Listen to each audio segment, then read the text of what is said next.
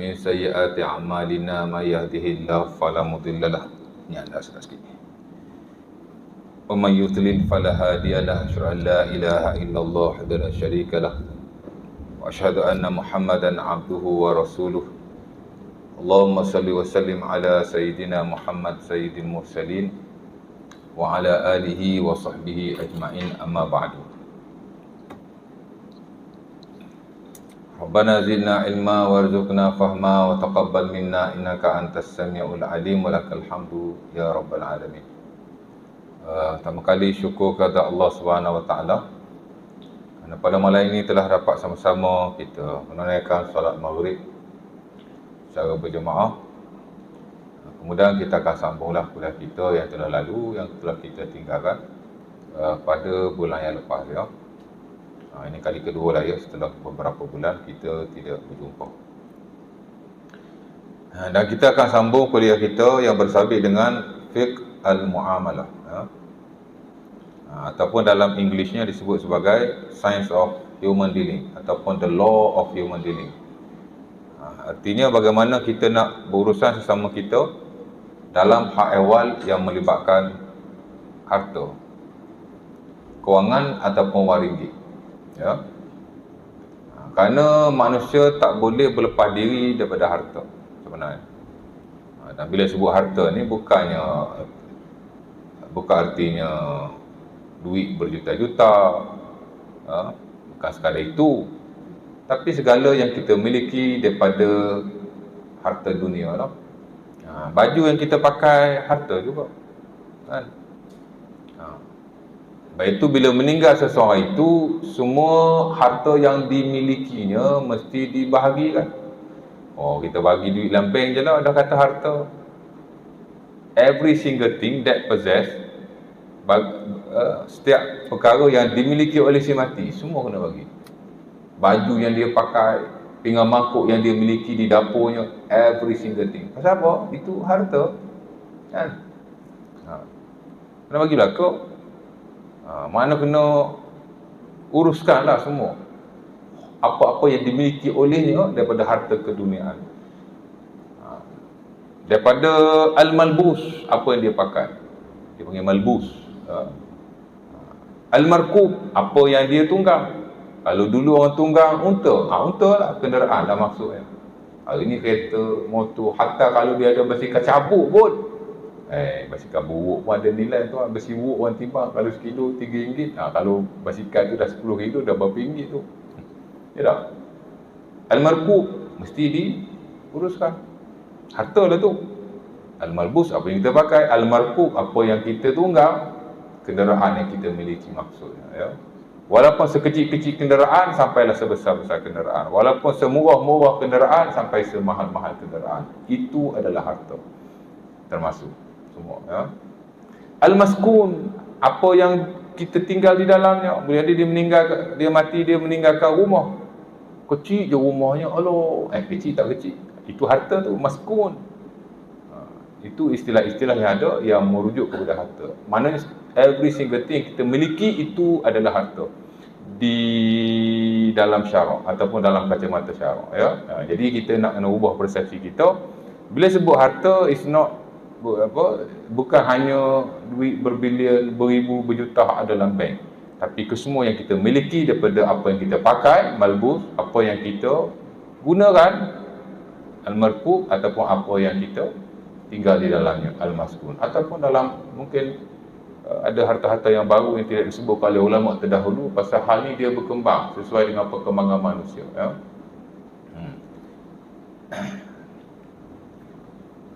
Baik. Jadi ia ilmu yang amat penting untuk kita ketahui. Walaupun kita tidak tahu secara detail, memang tak fardu ain pun. Tapi hendaklah kita tahu asas-asasnya supaya kita dapat menguruskan harta kita dengan baik. Niat kita bukan nak urus harta orang, nak urus harta kita sendiri. Ya. Macam kita belajar lah, bukan kita nak perbetulkan orang, nak perbetulkan diri kita sendiri. Lepas kita perbetulkan diri kita sendiri, baru kita perbetulkan orang. Kan? Ya? Dan begitulah keadaan ya. Dan kita telah menghabisi mukaddimah Selama beberapa tahun kita berkuliah dan kita telah berkongsi saya kira hal-hal yang penting yang bersabit dengan harta lah, ya. Dan siapa yang melazimi kuliah saya daripada awal sampai last month, saya kira dia sudah ada sedikit idea tentang ilmu muamalah, ya. Ilmu muamalah.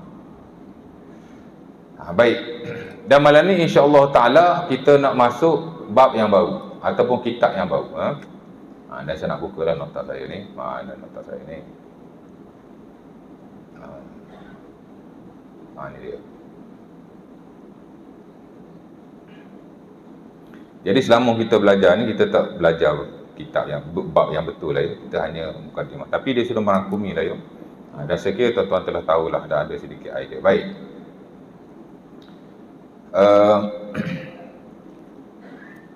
Malam ni kita akan masuk tajuk yang pertama, yang disebut sebagai Kitabul Buyu'. Kitab jual beli. Dan dia adalah kitab yang pertama dalam fiqhul muamalah.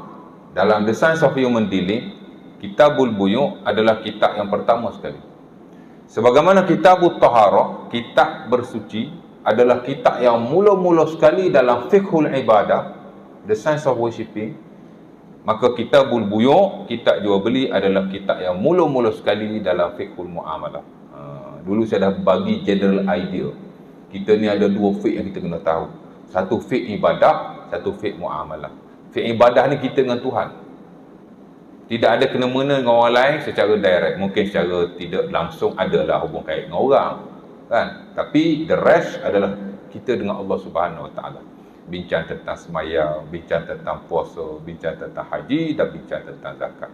Ya, itu dia panggil fiqhul ibadah, the science of worshipping. Macam mana sembah Allah Subhanahu Wa Taala.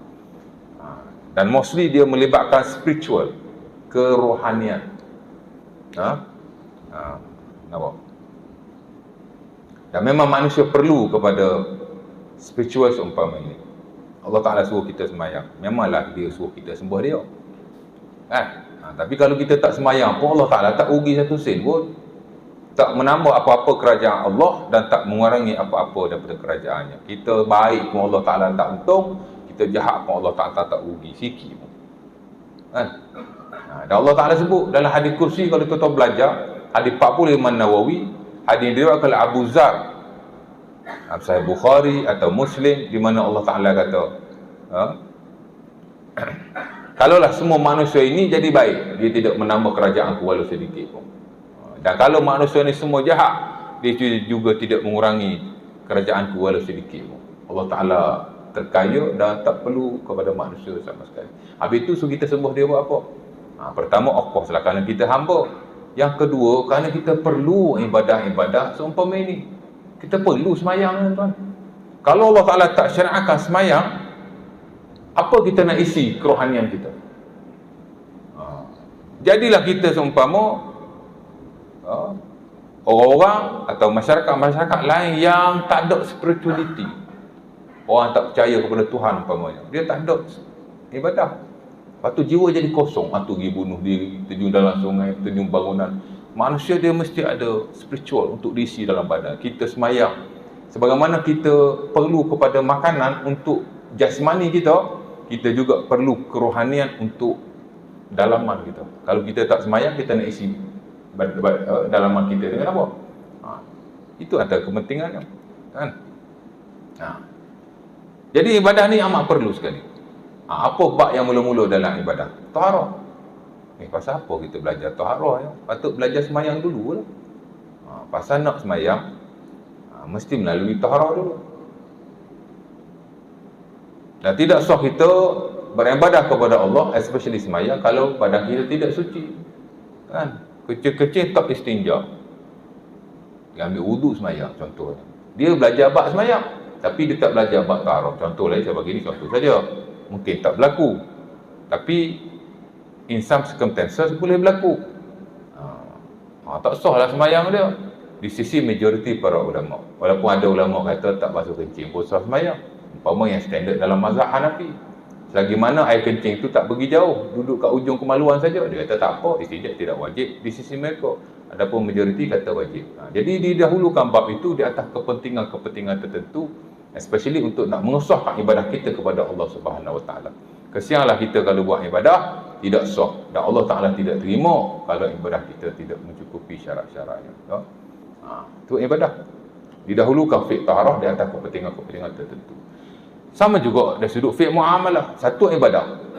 Fiqh ibadah. Satu lagi yang kita kena tahu juga fiqh muamalah. Sebagaimana manusia, dia kena isi jiwa dan kerohanian dia dengan ibadah. Dia juga perlu tahu cara nak menguruskan harta dia dengan orang lain. Pasal harta ni kita tak boleh simpan sendiri. Mesti kita nak guna untuk keperluan duniawi kita. Kan? Adalah benda-benda yang disyariatkan kepada kita yang tak perlu melalui ewak. Mana tak perlu kita bagi kat orang, kita je dapat. Kan? Sedekah umpamanya, orang bagi kat kita, hadiah. Kita ambil lah. Dan kita tak perlu beri ewak ataupun ganti kepadanya. Tapi kalau kita nak beli, kena ada duit. Betul tak? Dan samalah dalam hal-hal yang lain. Nak pergi gadai umpamanya, kena ada sesuatu untuk kita gadaikan. Jadi mesti kita tahu fiqh muamalah kerana ia juga amat penting seumpama ibadah juga. Sebab itu Islam diatur kepada kita. Dan orang yang baik ibadahnya tapi buruk muamalahnya, takut-takut boleh jadi Allah Ta'ala terima ibadah dia. Tapi dalam agama dia dianggap sebagai orang yang tidak soleh. Orang soleh ni bukan bagus sembahyang saja tau. Bukan bagus puasa saja. Bukan bagus baca Quran saja. Kan? Tapi kalau duk hutang duit orang sana sini, tak payah. Orang kenal dah dia. Member tu imam masjid saja, tapi berhutang keliling pinggang, bayar pun tidak. Pakai jubah labuh sampai ke buku lali. Boleh jadi. Oh, soleh dia tu, orang pun pergilah jumpa dia, minta air penawar lah, minta tolong doa lah. Kan? Tidak soleh sama sekali. Kerana kesolehan bukan hanya merujuk kepada ibadah, tapi juga kepada muamalah, yang ini hubungan dia dengan manusia yang lain, termasuk dalam hal harta. Sebab itu Rasulullah SAW seumpama yang diriwayatkan dalam Sahih Bukhari, dia tengah semayang tuan-tuan. Tengah semayang, Assalamualaikum warahmatullahi, Assalamualaikum warahmatullahi, terus cabut masuk bilik. Oh, terkejut sahabat ni. Pasal apa Nabi berlari masuk dalam rumah dia? Rumah Aisyah dalam kawasan masjid kan, masuk tepi masjid. Terkejutlah sahabatnya. Biasa Nabi tak pernah macam tu. Biasanya Nabi SAW after semayang, kadang-kadang dia wirid, tapi ringkas. Nabi tak baca wirid macam kita ni, panjang-panjang habis satu set wirid. Tak begitu. Nabi hanya baca 1-2 wirid, kemudian Nabi beredar. Kadang-kadang Nabi bagi tazkirah. Kan? Tuan-tuan baca hadis 40 Imam Nawawi tu, hadis akhir zaman tu. Hadis yang diriwayatkan oleh Irbad bin Sariyah dalam Sunan At-Tirmizi. Nabi bagi tazkirah, after salam, Nabi terus berpaling pada sahabatnya dan Nabi beri peringatan. Dan dikatakan itu berlaku di hujung usia baginda. Kan? Innahu man ya'ish minkum fasayara ikhtilafan katsira, alaikum bisunnati wa sunnatil khulafa'ir rasyidin al-mahdiyyin. Nabi kata, lepas ini, selepas aku tiada, jika kamu hidup, kamu akan dapati manusia akan berselisih, akan bergaduh, akan berpecah dan seumpamanya. Maka berpeganglah kamu kepada sunnahku dan sunnah para khulafa ar-rasyidin. Addu 'alaiha bin nawajis. Kamu pegang betul-betul dua benda ni, kata Rasulullah SAW. Dan memang berlaku betul. Kan? Umat Islam mula berpecup antara satu dengan yang lain. Kan? Dan sampai ke hari ini. Dan banyak perkara yang manusia sentiasa tidak sepakat dan berselisih antara satu dengan yang lain. Walaupun ada solusi, ada jalan keluar setiap permasalahan yang berlaku. Baik. Balik pada yang tadi. Nabi lari. Sahabat kata tak pernah berlaku macam ni. Kadang-kadang Nabi keluar juga. Umpama kita belajar bab sujud sahwi, antara disyaratkan sujud sahwi ni kerana Nabi SAW lupa. Kata Abu Hurairah, Nabi semayang Zuhur atau Asar. Nabi semayang 2 rakaat saja. Kami ni ikutlah belakang, pasal Nabi kan. Nabi boleh ikut aja, tak tanya kenapa. Tapi orang lain tak boleh. Ustaz pun boleh tanya, pasal apa macam ni Ustaz? Kan? Macam apa macam ni Ustaz? Boleh tanya. Saya jangan tanya sebab saya Ustaz. Saya tahu bab agama, awak tak tahu. Tak boleh macam tu. Ni Ustaz ke baru nak start ni? Tapi kalau Nabi tak apa. Kalau ustaz tak boleh lah, atau siapa sahaja. Ya?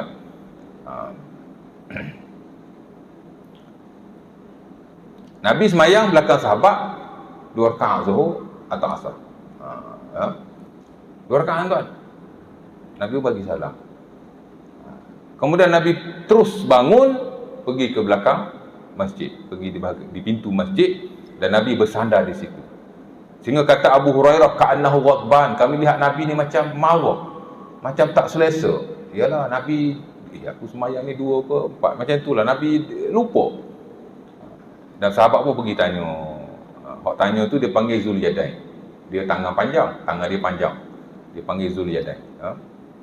Orang lain tak berani nak tanya. Suruh Abu Bakar tanya, tak berani ya. Suruh Abu Umar tanya, tak berani ya. Haba ayyukallima Rasulullah, takut nak tanya Nabi. Tapi Zulyadain ni dia berani. Dia berkata, wahai Rasulullah, aku siratis salah am nasita. Wahai Nabi, aku nak tanya, adakah semayang telah dipendekkan? Pasal apa kita boleh ikut Nabi? Ikut saja. Pasal apa? Pertama, pasal Allah Ta'ala suruh. Yang kedua, pasal Nabi ni dia boleh terima wahyu at any time. Boleh jadi masa semayang terima wahyu, semayang dikurangkan. Boleh jadi. Jadi sahabat pun tanya lah, wahai Rasulullah, aku nak tanya lah, tadi kau lupa ke wahyu diturunkan lalu dipendekkan solat? Nabi kata, la, innaha lam tuqsar walam ansa. Nabi kata, aku rasa aku tak lupa, wahyu pun tak turun, aku semayang macam biasa saja. Sahabat pun kata pada Rasulullah, bal nasita, kamu lupa wahai Rasulullah. Rasulullah pun masuk, Rasulullah sambung semayang lagi 2 rakaat. Jadi tapi di akhir tu nak bagi dia sujud sahwi. Nampak? Balik. Baik. Nak cerita macam tu lah. Nabi ada kala dia keluar. Hak ni dia pelik, dia keluar masuk rumah. Kalau keluar duduk dalam masjid macam tadi tak pelik lah. Ni keluar masuk rumah. Cepat-cepat masuk rumah dan Nabi keluar. Bila Nabi keluar, sahabat tanya, pasal apa wahai Rasulullah kamu cepat-cepat masuk rumah, tak berlaku macam ni sebelum ni? Nabi kata, dalam baju aku ada 15 darham, ataupun beberapa darham, dan aku teringat masa aku tengah semayang, duit tu aku nak sedekahkan pada orang lain. Nabi tengah semayang, Nabi tengok, dalam poket aku tadi ada duit, aku nak sedekah lah. Cepat-cepat Nabi. Kenapa? Kerana Rasulullah SAW, dan bukan bagi dia sahaja, begitu juga dengan para Nabi yang lain, di mana mereka meninggal tak boleh meninggalkan harta. Al-Anbiya lam yuwarrisu dinaran. Nabi, para Nabi ni dia tidak mewarisi harta. Yang ni bila dia meninggal, dia tak boleh ada harta. Kalau ada harta sekalipun, dia tak boleh diwarisi oleh waris-warisnya. Sebab tu kalau kita ikut sejarah, ada juga konflik Abu Bakar dengan Fatimah radhiyallahu ta'ala anha, di mana dia nak sedikit yang ditinggalkan oleh Rasulullah dan Abu Bakar tidak bagi. Pasal apa? Pasal Nabi dia tak boleh meninggalkan harta. Kalau dia tinggal harta sekalipun, pewaris dia tak boleh terima. Berbeza dengan kita. Kita ni Nabi suruh tinggal harta untuk anak cucu ataupun untuk pewaris-pewaris kita. Kan? Sa'ad bin Abi Waqqas, nanti kita akan belajar dalam bab wasiat kan. Dia ada harta yang banyak, dia nak sedekah ke seluruh hartanya, Nabi tak bagi. Dan Sahih Bukhari. Dia ingat dia nak mati, tiba-tiba dia tak mati kan. Sampai Abi Waqqas dan Sahih Bukhari atau Muslim, bila kita belajar bab wakaf, hadis dia lah di mana dia sakit dan Nabi menziarahinya. Jadi rasa dia nak meninggal, lantas dia tanya Rasulullah, aku ni ada harta banyak dan aku hanya ada anak perempuan seorang saja. Ini Zuman, walam takun li illa ibnatun wahidah. Afa atasaddaqu bisulusai mali. Dia kata, aku ni harta banyak wahai Rasulullah, anak perempuan seorang saja. Boleh tak kalau aku nak infak harta aku 2/3 daripadanya? Nak infak banyak lah, 2/3 daripada harta dia ada. Nabi kata, lah, jangan. Apa tasaddaqu binisfi mali, boleh tak aku sedekah separuh aku nak bagikan kau, separuh ambil dekat anak aku kan, ataupun waris-waris aku yang lain. Nabi kata, lah, tak boleh. Tasaddaqu bisulusi mali, kalau macam tu aku bagi 3 lah. 1/3 untuk infak, bagi pada orang Islam, bagi pada Rasulullah dan orang Islam yang lain. 2/3 lagi baru bagi kepada penanggung-penanggung harta aku. Nabi kata, as-sulusu wa sulusu kasir. Nabi kata, cukuplah 1/3 tu dah kira banyak. Sebab itu tak boleh mewasiatkan harta lebih daripada 1/3, ya, haram di sisi majoriti. Kalau wasiat sekalipun tidak sah. Melainkan kalau waris-waris kata tak apalah, bolehlah, baru diharuskan oleh majoriti para ulama. Kalau waris kata tak boleh, tak boleh. Saya ada 1 juta dalam bank, siapa wasiat? Panggil lawyer mari. Tapi sebagian besar peguam-peguam syar'i ni dia ada ilmu lah, dia tahu. Tapi mana tahu in case saya nak duit sejuta saya ni saya nak infak di tempat sekian-sekian, ataupun saya nak wakaf, terpulang lah. Dia pun buat agreement apa gitu, ini siap cok. Matilah kawan tu. Apa berlaku? Penanggung pusaka berhak ambil harta berkenaan. Sebagian ulama kata tidak sah, sebagian ulama kata sah, boleh 1/3 saja. Jadi contoh dia nak bagi ke anak yatim sekian-sekian, boleh ambil 1/3 saja. Dia wasiat seluruh tau. Tidak sah. Pasal apa tidak sah? Pasal ni lah, sah ambil wakaf ni lah. Nabi hanya membenarkan dia infak 1/3 saja daripada hartanya. Itu pun Nabi kata dah banyak dah tu. Kemudian Nabi berpesan kepadanya, Nabi kata apa? Nabi kata antazara, apa dia hadis tu? Nabi kata engkau meninggalkan keluargamu dalam keadaan kaya lebih baik daripada kamu meninggalkan mereka dalam keadaan miskin, meminta-minta kepada manusia yang lain. Innaka antazara warasataka aghniya khairun min antazarahum alatan yatakaffafuna an-nas, atau kama qala. Nabi kata kamu tinggalkan keluarga kamu dalam keadaan kaya, yakni ada harta, lebih baik daripada kamu tinggalkan mereka dalam keadaan miskin, lantas mereka meminta-minta daripada manusia yang lain. Nampak? Jadi itu kepentingan. Baik, balik pada yang tadi. Jadi ada fiqh muamalah. Dalam fiqh muamalah ni tuan-tuan, apa bab nombor 1? Kalau fiqh ibadah tadi, apa nama, taruh ya. Tapi kalau muamalah, kitabul buyu'. Bincang tentang jual beli. Walaupun dalam muamalah ni ada 9 kitab, 8 kitab lain yang besar, campur dengan kitabul buyu' ada 9. Kita ada kitab syarikah, the science of association. Kalau kita nak beli barang, nak berkongsi macam mana keadaan, ataupun kita nak jual barang, kita nak kongsi keuntungannya, macam mana keadaan. Kalau ikut benda macam tu, manusia boleh fikir sendiri. Tapi kenapa diatur kan? Sebab manusia ni tuan-tuan, dia memang sifat dia ni, dia suka zalim pada orang lain. Dan itu tujuan Allah Ta'ala syariatkan fiqh al-muamalah. Sebab manusia ni dia suka zalim antara satu dengan yang lain. Walaupun pada zahirnya kalau Islam tak atur, manusia boleh fikir sendiri. Tapi dia kerana manusia ni, dia suka menipu sana, suka menipu sini, dia suka ambil sana, ambil sini tanpa hak. Jadi Islam ajar juga, walaupun hak semudah itu padahal. Betul tak? Tapi ada dalam agama kita, cara nak menguruskan suatu perkongsian, itulah maksudnya syarikat. Syarikat ni bukan nak buka SSM, bukan nak buka syarikat saja, tapi segala hal ehwal yang bersabit perkongsian. Kita nak beli tanah, kongsi dengan kawan kita. Islam ajar bagaimana tata cara. Dia beli tanah dengan kawan dia, share 2 orang. Contoh, 100,000. Kau 50,000, aku 50,000. Contoh lain. Kemudian dia pergi jual tanah tu pada orang lain, tanpa offer dulu kepada sahabat dia. Sah ke tak sah? Kalau fikir logik kita lah, sah lah, dah dia punya kan, sama-sama kongsi. Tidak sah. Pasal apa tidak sah? Kerana sebarang perkongsian, contohnya kalau dia beli satu barangan, dia berkongsi, dia nak jual barangan itu, dia mesti offer dulu kepada member yang dia kongsi, walaupun ada hak masing-masing. Sementara pada zaman dulu ada berlaku perkongsian di mana dia beli satu tanah, contohlah ya, dan tidak dibahagikan secara jelas. Sama-sama beli tanah 1 ekar, tapi dia tak bagi. Separuh ni kau punya, separuh ni aku punya, tengah-tengah ada batasan. Kalau macam tu tak apalah, tapi tak dibahagikan. Masing-masing mengusulkan tanah itu secara perkongsian. Tidak ada hudud, tak bagilah, kita kata sama-sama beli, sama-sama buat kerja di atas tanah tu, dia tak bagi. Tiba-tiba dia buat batasan sendiri, dia pergi jual pada orang lain, maka tidak sah. Pasal apa? Islam atur harta perkara yang boleh buatkan perkongsian harta. Sebab manusia ni kadang-kadang dia tak mampu nak beli atau nak melakukan satu urus niaga bersendirian, dia perlu kepada bantuan orang lain. Dan dalam konteks hari ni pun sama juga, tuan.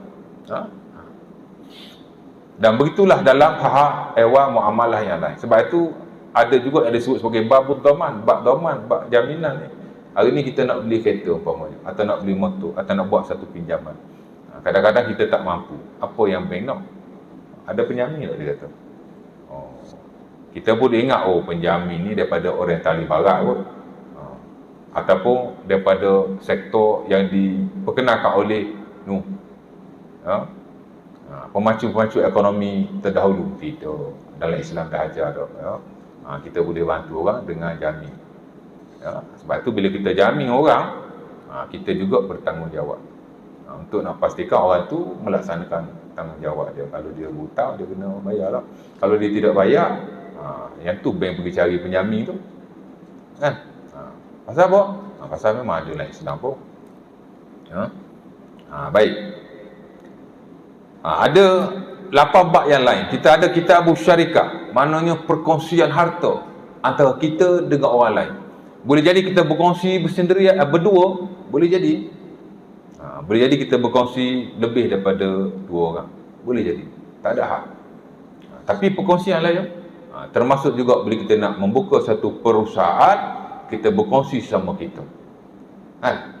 Masing-masing keluar modal, masing-masing melakukan urusan, dan masing-masing berkongsi keuntungannya. Islam atur satu persatu. Baik. Kita ada banyak kitab-kitab yang lain. Kita ada Kitabu Al-Hajar, dia panggil kitab sekatan. Belakang-belakang lah, tuan. Macam tak penting pasal duduk belakang. Penting juga. Ada kitab sekatan tapi duduk belakang. Penting, tapi kurang penting berbanding kitab-kitab yang berada di hadapan. Jadi susun atur yang dibuat oleh para ulama amat relevan dan praktikal sama sekali. Macam kita kata ibadah tadilah, taharah, lepas taharah semayang, lepas semayang puasa, lepas puasa zakat, lepas zakat haji. Kan? Pasal apa dia susun begitu? Pertama, of course lah hadis Nabi pun susun begitu. Dalam muamalah saya tak pastilah ada hadis Nabi secara teratur atau tidak. Setahu saya tidak ada. Tapi dalam ibadah memang ada. Contoh belajar hadis 45 Nabi, hadis nombor 2 tu, Buniyal Islamu ala khamsin, syahadati an la ilaha illallah wa anna Muhammadar Rasulullah wa iqamis salah wa ita'iz zakah wa hajjil baiti man istata'a ilaihi sabila. Of course lah Nabi dah susun satu persatu. Maka ulama pun susun selain daripada susunan yang dibuat oleh Rasulullah SAW, juga dari sudut practicality-nya memang macam tu. Kan? Bincang bab semayang dulu. Pasal apa tak bincang bab haji dulu? Pasal semayang kita buat hari-hari. Semayang ni pula lebih penting berbanding haji. Haji ni sekali je semua hidup. Tapi semayang kita buat setiap hari. Kan? Haji ni adalah hukum hakamnya. Tapi nak dibanding dengan hukum hakam semayang lebih banyak. Banyak tuan. Kan? Rukun semayang ada 13. Sunat semayang campur hak hayat, campur hak ab'ad. Puluh tuan. 30 kalau kita belajar. Tak campur lagi hak makruh, hak batal. Jadi banyak. Nampak? Jadi didahulukan. Sama juga dalam hal. Kita ada banyak kitab-kitab yang lain. Ada Kitabul Waqaf. Nak wakaf harta kita ada macam-macam. Tapi didahulukan Kitabul Buyuk. Pertama kerana Allah Subhanahu Wa Taala dalam Quran awal-awal lagi telah sebut tentang jual beli. Awal-awal lagi. Berbanding hal-hal yang lain, harta pusaka umpamanya Allah Taala sebut dalam surah An-Nisa. Jauh An-Nisa ya. Kan? Apa lagi?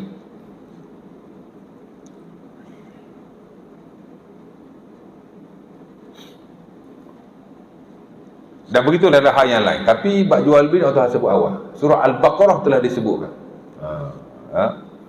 Di mana ayat itu saya telah baca dulu. Di mana Allah Taala berfirman, wa halallahu al-bai' wa harrama riba. Allah Taala menghalalkan jual beli dan Allah Taala mengharamkan riba. alladhina ya'kuluna ar-riba la yaqumuna illa kama yaqumu illa kama la yaqumuna illa kama yaqumu. Macam mana ayat tu? Innal alladhina ya'kuluna ar-riba la yaqumuna illa kama yaqumu alladhi yatakhabbathu asy-syaitanu minal mas. Dzalika bi annahum qalu innamal bai' mislur riba wa halallahu al-bai' wa harrama ar-riba. Ayat ni saya dah baca tahun lepas lagi. Bila saya sentuh tentang riba, kita belajar harta-harta yang haram kan.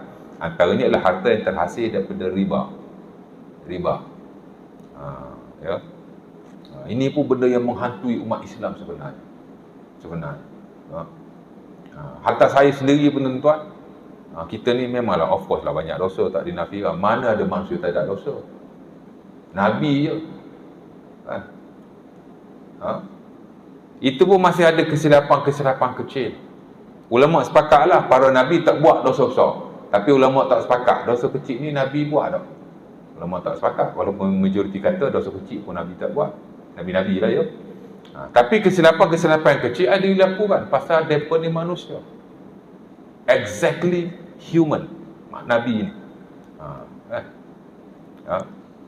Dari sudut kemanusiaannya tak ada beza sama sekali. Sama saja. Ya. Sebab itu dalam Quran Allah Ta'ala sebut Nabi ni Bashar. Bashar ni macam kita lah ya. Manusia seumpama kamu.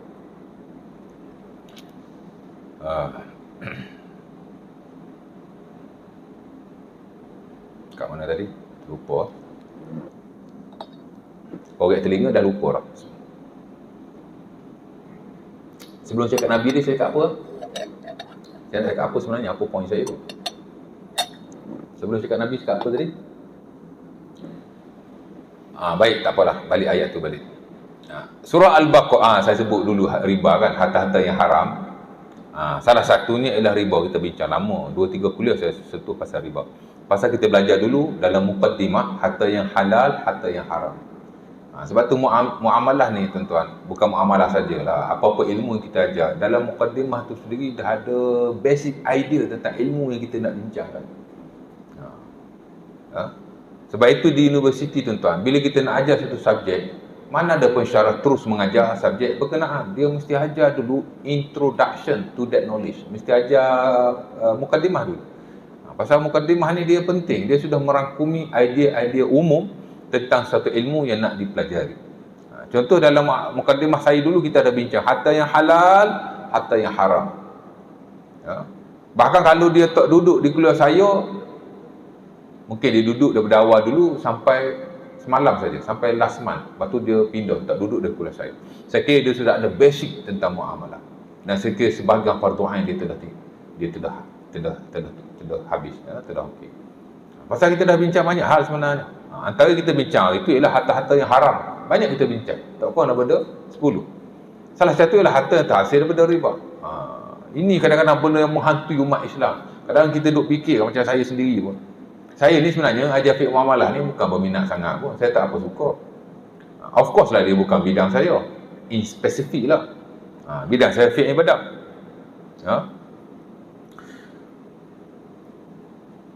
Pertama kerana kita bukanlah pakar, satulah. Yang kedua, kerana kadang-kadang saya fikir kan,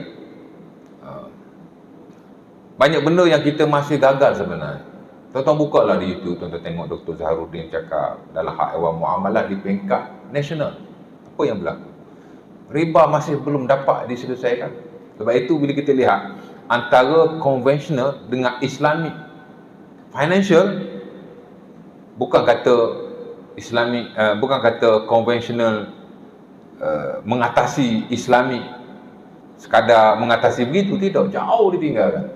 Market Islam ni hanya 10% saja. Last 2-3 tahun lepas lah, sekarang kot dah naik kot 20%. Jauh tuan. Walaupun umat Islam di Malaysia majoriti 65%. Dulu saya pergi kursus 3 tahun lepas, 3 hari 3 malam duduk di hotel. Dia bentangkan statistik orang Islam di Malaysia berapa persen. Orang Islam di Malaysia, bukan orang Melayu. Orang Islam, orang Melayu di Malaysia 55% je. Orang Islam 65%, 65. Rakyat di Malaysia ni, tak kira bangsa lah, Melayu, Cina. Jangan ingat Islam ni Melayu saja. Melayu ialah Islam, Islam ialah Melayu. Tak ada. Istilah tu pun sebenarnya tak universal, tak berapa bagus nak digunakan. Cina ramai Islam sebenarnya.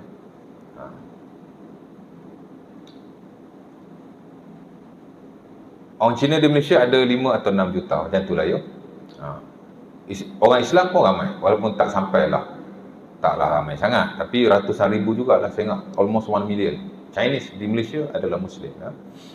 India di Malaysia ada lebih kurang 2 juta orang, dan ada India Muslim, walaupun tidak sebanyak Chinese, tapi India pun ramai juga yang Muslim. Nak cerita orang Islam di Malaysia 65%, tapi market Islam ni Allah very small, kecil sangat, 10% saja. Walaupun dah banyak kuliah di universiti telah dibuat, mengajar di Masjid Surau pun ada, kat TV pun dah ajar kan, tapi tak boleh pergi. Dan saya secara peribadi sebenarnya takutkan riba, lebih takut daripada dosa-dosa yang lain. Tuan-tuan kalau cakap bohong, tuan-tuan dosa dengan diri tuan-tuan saja. Dia tak merosakkan orang lain. Walaupun haram. Nabi sebut hadis Ubadah dalam Sahih Bukhari, orang yang cakap bohong, apa dia kena azab esok. Esok dia kena cucuk mulut dia dengan besi panas. Cucuk kuk kanan, temu kuk kiri. Cucuk kuk kiri, temu kuk kanan. Cucuk kuk atas, temu kuk bawah. Cucuk kuk bawah, temu kuk atas. Ada banyak yang disebarkan tentang azab kepada pelaku-pelaku maksiat, tapi dia tidak sahih sama sekali. Cerita Isra Mi'raj, Nabi tengok wanita kena gantung lah, itulah inilah. Unauthentic, tak sahih, bahkan sebagainya palsu. Azab orang pelaku-pelaku maksiat ni sebenarnya tidak banyak hadis Nabi yang sahih yang menceritakannya. Salah satu hak ni lah, bohong, tinggal sembahyang, dan makan riba. Dan termasuk juga orang yang bagi riba. Sebab orang yang makan riba dan orang bagi riba dia sama saja. Akilur riba wa mukiluhu sawa. Nabi sebut hadis Ibnu Umar, orang yang bagi riba, orang yang makan riba sama saja.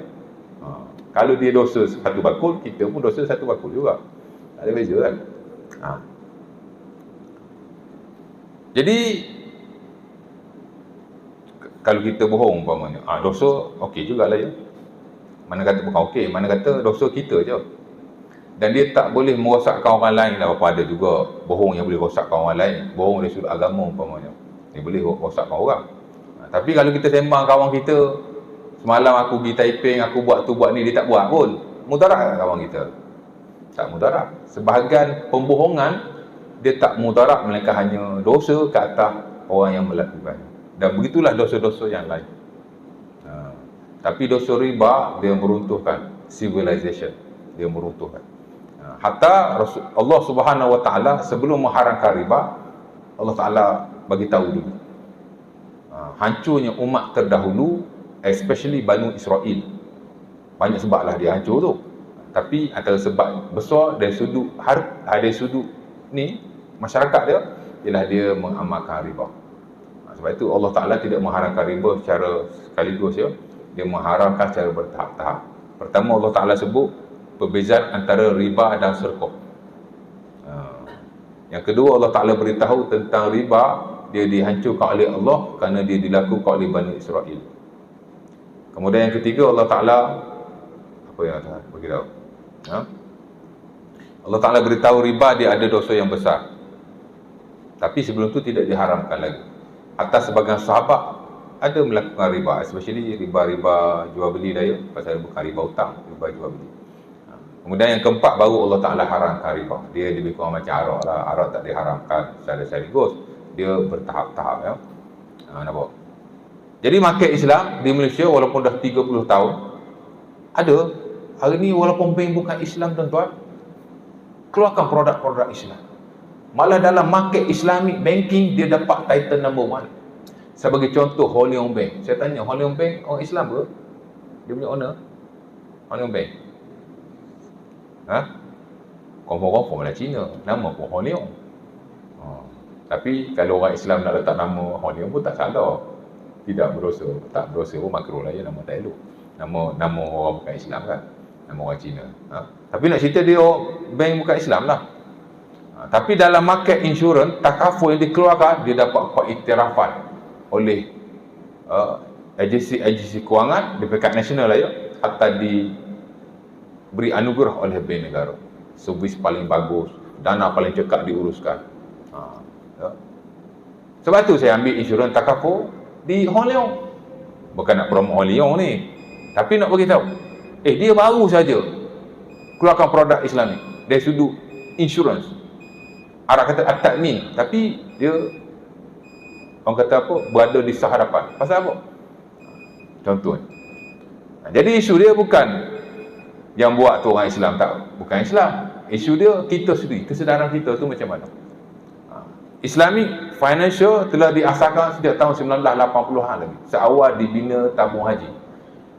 Kerajaan kita yang terdahulu, dia buka tabung haji bukan semata-mata nak kumpul duit orang Islam untuk pergi haji, tapi dia nak buka market Islamic Financing di Malaysia. Dan selepas itu dia buka bank Islam dan ada lagi agensi-agensi yang lain. Nampak? Dan kalau kita kira dah 30 tahun sepatutnya Islamic market kurang-kurang 50% okey lah ya. Sebab konvensional ni lagi lama, Islamic masih baru walaupun 30 tahun. Tapi sekurang-kurangnya dengan kesedaran orang Islam yang ada, kurang-kurang 50% ke 40%. Ini 10% orang Islam masih berurusan di pusat-pusat kewangan, di bank baik, di agensi-agensi kewangan baik, masih berurusan dengan urusan konvensional. Riba lah. Buat pelaburan riba, ambil pinjaman riba, simpanan pun akaun-akaun yang tidak Islam, semua riba. Dan riba ni dia menghancurkan masyarakat tamadun orang Islam sendiri. Dan Allah Ta'ala kata, siapa-siapa yang masih mengamalkan riba, fa'zanu biharbin minallahi wa rasulih. Kamu sudah berperang dengan Allah dan Rasulnya. Saya sendiri pun tuan-tuan, kadang-kadang takut kita semayang, tengah dosa kita ni yang kecil, bukan kecil lah. Kita ni banyak dosa, mana ada manusia tak ada dosa, kan? Tapi sebahagian dosa Allah Ta'ala sebut dengan penuh ni sekali. Nanti kita akan baca hadis-hadis tentang riba. Takut kan tak? Sebab tu riba saya takut sekali. Kita pun ambil ansuran juga. Saya pun ambil phone ni ansuran tuan-tuan, tapi tak ada langsung riba. Saya ambil ansuran 1,600, 3 kali bayar. 700, 500, 500. 1 sen pun tak ada. Ada kedai tu offer RM18 je sebulan. 3 bulan tuan bayar tak sampai 100 pun. Sorry ya, RM18 pun saya kata tak boleh. Kita mengajar muamalah di surau, kita ambil riba. RM18 pun riba juga. Sebab itu kita kena ubahlah cara kita bermuamalah. Isyak raya, kena berhenti dah isyak ni. Dan segala itu amat penting sekali. Di samping kita nak bagi ilmu, kalau ilmu kita nak bagi Masjid Suwan banyak mana sangat pun, kan? Tapi yang lebih penting bagi saya, kita nak bagi kesedaran. Di mana selepas ini, apa-apa urusan yang kita buat, kita jangan libatkan diri kita dengan riba. Tapi timbul juga desas-desus kata kalau kita ambil produk ni pun tak Islam mana pun Ustaz. Saya kata itu hanya pilihan yang kita ada. Sekurang-kurangnya bila kita terlibat dengan Islamic Financial, Islamic yang pembakan ni, dana kita tak terlibat dengan perkara-perkara yang confirm haram. Kenapa? Sebab dana-dana syariah ni dia dikawal selia. Kita bayar insurans dekat konvensional. Duit kita pergi rata-riti pergi sana, pergi sini. Silap-silap kat Genting pun sampai duit kita. Kita tak pergi kasino sana, tapi duit kita sampai kasino sana. Nak macam tu? Tak nak kan? Tapi bila kita mengambil produk-produk yang Islami, tak kira lah tuan-tuan, simpanan ke, pelaburan ke, pinjaman ke, insurans ke, wang kita tak sampai ke situ. Sebab dana insurans dikawal selia oleh panel-panel syariah. Baik di peringkat institusi kewangan itu, hatta di peringkat bank negara sekalipun. Sebab dana kita tak terlibat, tak pergi ke Arab, tak pergi ke judi, tak pergi ke situ, tak pergi sini. Nampak? Itu penting sekali. Kita tak nak, kita tak pergi tempat judi, tapi duit kita siapa? Tak sih. Tak mau ya. Kita tak pergi pusat-pusat maksiat, nak pergi macam mana? Kita duduk surau aja, semayang aja, alhamdulillah, alhamdulillah. Tapi dengan sebab kita ambil produk-produk yang konvensional, totally konvensional, maka dia sampai ke tempat-tempat yang berkenaan. Maka kita nak kena ubah, ya? InsyaAllah ta'ala, mudah-mudahan. Jadi kita berhenti setakat itu dulu. The next nanti barulah kita masuk ayat bab yang pertama, kitabul buyuk. Dan kitabul buyuk ni tak banyak pun. Dia hanya merangkumi 9 bab yang asas. Saya kira 9 bab tu penting juga, tapi yang paling penting hanya 2 bab yang terawal daripadanya. Itulah yang pertama ialah syarat jual beli, yang kedua ialah jual beli yang diharamkan dalam Islam. Tak kurang daripada 22 jual beli yang diharamkan dalam Islam. Jika kita buat, kita berdosa. Oleh itu kita kena tahu. Orang Islam waktu khutbah Jumaat duk beli barang depan masjid. Itu jual beli yang diharamkan. Sah tak sah tu ulama khilaf, tapi depa sepakat. Jual beli tu haram dan berdosa besar. Ini banyak berlaku. Sebagai masjid pun dia benarkan pasal ya tak apalah kan, tapi dia tak syarat. Nak berniaga boleh, tapi waktu azan kedua semua perniagaan mesti ditutup. Bagus, tapi setengah masjid tidak. Dibiarkan peniaga-peniaga di luar, tapi di luar pagar masjid susah juga nak kontrol kan. Patutnya ahli majlis agama yang buat kerja macam tu. Ahli majlis apa? Ni bandaraya. Itu jual beli yang kedua diharamkan. Itulah kita melakukan urusan jual beli di waktu khutbah Jumaat dijalankan. Berdosa besar. Dan itu dinaskan oleh Allah Ta'ala dalam Quran. Sebahagian jual beli yang dilarang dinaskan dalam hadis Nabi SAW. Tapi jual beli ketika khutbah dinaskan oleh Allah Subhanahu Wa Ta'ala dalam Quran. Dan tak semua dinaskan oleh Allah Ta'ala dalam Quran bersabit dengan muamalah. Segelintir saja. Sebagian besar dalam hadis Nabi. Tapi hadis Nabi yang Quran sama saja dari sudut syariat ni. Tapi nak cerita begitu, betapa penting. Tapi kalau kita tidak ada ilmu dan kita tak rasa takut kepada dosa berkenaan, kita rasa tak ada apa kot, maka kita melakukan. Maka di samping kita buat benda diwajibkan Allah, kita buat juga benda yang dilarang seumpama itu. Dan tak dinafikan tidak ada keberkatan lah kepada urus niaga yang berkenaan. Hak beli pun tak berkat. Dia beli mi sebungkus je, dia makan, masuk dalam perut dia tak berkat. Bila tak berkat ni takut macam-macam jadilah penyakit tu, penyakit ni Allah Ta'ala alam. Dan yang menjual pun tak berkat sama sekali. Tak berkat sama sekali ya. Kerana dia telah melakukan apa yang dilarang oleh Allah Ta'ala secara jelas dalam Al-Quran. InsyaAllah Ta'ala. Jadi 2 bab ni amat penting. Hak lain tu penting juga. Tapi kita akan go terus saja insyaAllah Ta'ala. Sebab sebahagian urusan tu dia tak berlaku sekarang. Dia hanya berlaku pada zaman dulu. Tapi kita akan sebut juga kerana ia adalah perkara yang telah diwatakan dalam muamal insya-Allah taala. Aku lakul azab wa sallallahu alaihi wa sallam. Assalamualaikum warahmatullahi wabarakatuh. Tutup majlis kita dengan tasbih kafarah dan surah Al-Asr. Subhanallah. Alhamdulillah. Bismillah.